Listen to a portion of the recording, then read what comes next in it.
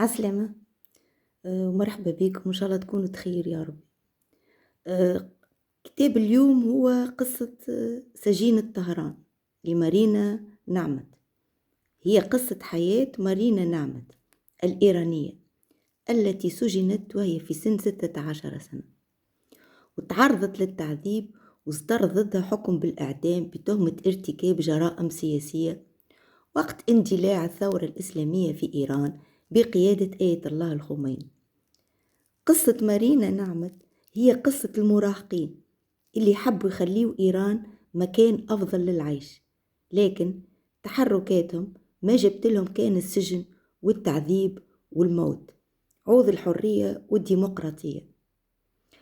من اللي شدوها سنة 1982 مرت حياة مارينا بوقائع وأحداث بالحق غريبة، ونجت بأعجوبة من حكم الإعدام بعد ما توصلها المحقق علي في سجن إيفن لتخفيف الحكم من الإعدام إلى المؤبد.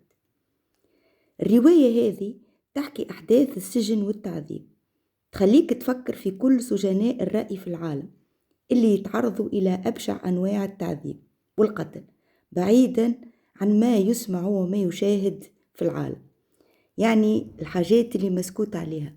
الرواية هذه تخليك تفكر في تونس، في فلسطين، في مصر، في المغرب، في الجزائر، في كل أنحاء العالم. أكيد أن ثم سجناء اللي حبوا نهار يقولوا كلمة حق، لكن المجتمع هذايا والسلطة السياسية خاصة رفضتهم. ننصحكم بقراءة الرواية، باش تلقاو فيها برشا حاجات من حياتنا اليوم. نهاركم زين.